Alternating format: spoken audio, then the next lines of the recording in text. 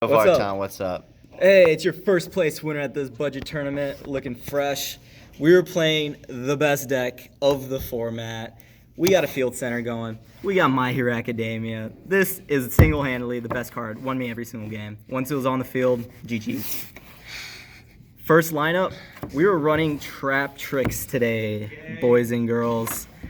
Nobody was running back row removal. Nobody. No problems whatsoever. And for anybody that did have back row, I had 3 removal a turn. Normello pops any back row, and it's not a hard once per turn. Anytime it's just special summon, it just pops. It's amazing. Disgusting. We got Triple Dionia, or however you pronounce it. It's a monster reborn. It goes into your rank 4s like crazy. And one of the best cards in the Traptrix lineup right now is Traptrix. I had so many opponents try to negate my trap cards, and while this card is on the field, it literally prevents my traps from being negated. You got Red Reboot, Psych, that does not go through. And then we have an extender. If Nephidus is on the field, it's on the field. It lets you special summon from your deck. A lot of the times I'll have this on the field and just special summon Traptrix, and nobody will think about it twice until they go to negate a trap and they realize that they're screwed. That is not all how you pronounce that card. So that, man, I'm not an English major. So those were the monsters in the lineup. Next we got spells, and I played so many spells in Traptrix. I played Double or Nothing, single-handedly won me a couple of matches. Go into Utopia Double, swing for game. I had Scapegoat for the board load plays. I had Monster Reborn. Again, just such versatile cards, but that's actually it for the spells. Now onto the traps, and I played a thick load of them. So we played double bottomless trap hole. What's really neat with Traptrix is that they search trap holes and send them from your deck. So I played just a great versatility of them. So besides bottomless, I played break off trap hole. Really versatile when you set it during your turn and then you link summon on your own turn to clear out your entire opponent's field. Came up a couple of times. I didn't really play this, but it's nice if your opponent special summons a lot from the deck.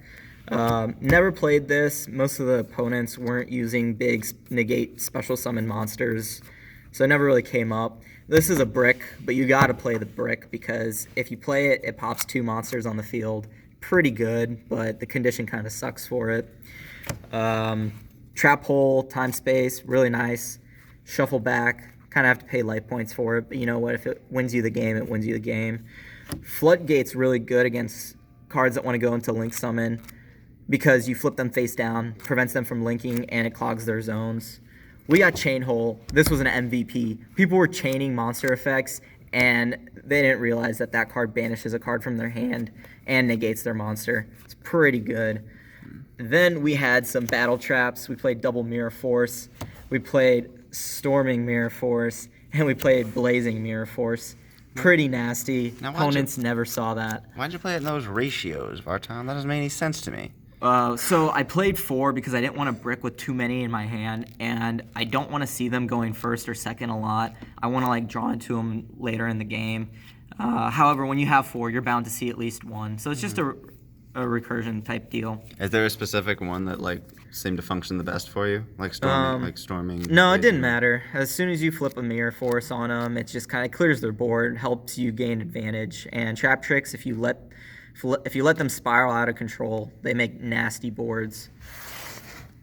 Then we had 2 Torrential Tribute.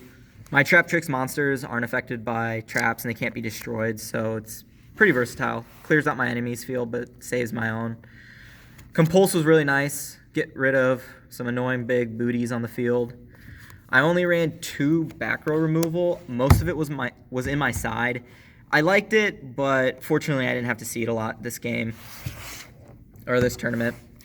Then we played some sweet monster negates. Really good to negate cards because it's 2 negates in 1, because you can banish it from your graveyard to also negate a monster effect on the turn that you don't send it to the graveyard on. And it's really cheap, so it worked out for this format.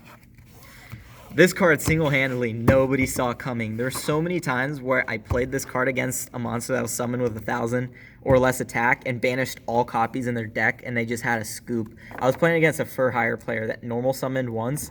I played this on them, and they couldn't normal summon for the rest of the game, and they had to scoop it up. arguably one of the spiciest cards. I'll show you a combo at the end of the video. This single-handedly makes the best turn 1 plays for Traptrix. If you draw it, you win.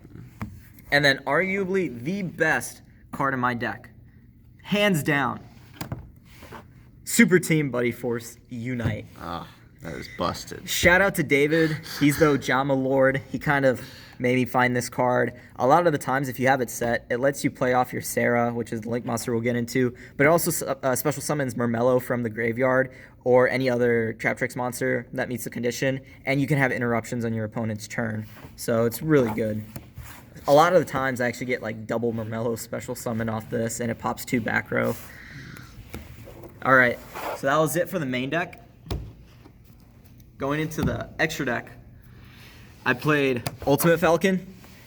It's a side deck card. I played Waking the Dragon in the side deck. Never came up this tournament. Nobody was playing back row removal. I played Dark Rebellion. It was just a cheap rank 4 that I could go into.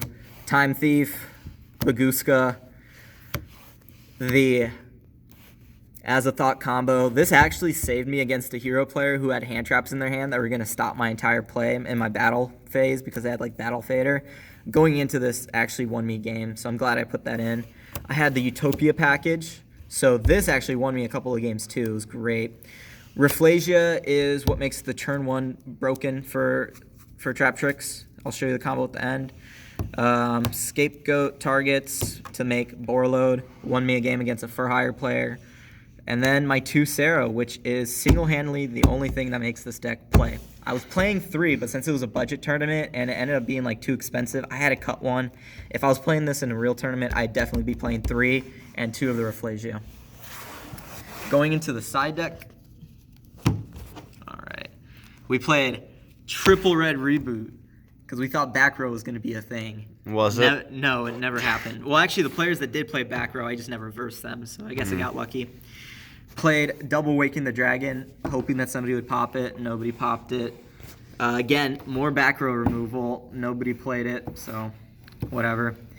I ran 5 Kaijus because my field can't get around big boss monsters that well, especially if I'm going second. So I try to make up for that by adding Kaijus to just break boards. I didn't really see play this tournament. I managed to get around it. And then finally, I played Triple Pankratops. I sided it in a bunch. Not once did I see it, so it's aight. For the combo... Yes, what is this legendary combo you speak of, Arson? If you have any Traptrix monster, but if you have Murmello, that's the best one to have in your hand. And then you have Shade of Brigadine. That's a 2-card combo that literally gets you to plus so much. What you do if you're going first is activate Murmello to add any trap. So we would add any trap. So let's just say we want to add any trap hole trap. Sorry. So we would add trap hole, bottomless, whatever. We would set it. We would set the Shade Brigandine. We would take the Murmello and link it into a Sarah. And because we have no traps in our graveyard, we can activate Shade of Brigandine on the same turn to special summon it on the field. Sarah triggers to special summon a monster. We would special summon anything that triggers an effect, so you have 2 choices between another Murmello or a Mantis. I usually get Mantis out because I want to save my Murmellos in deck. Mantis triggers to add the card that you set off Sarah to hand, which will trigger Sarah's effect to set another...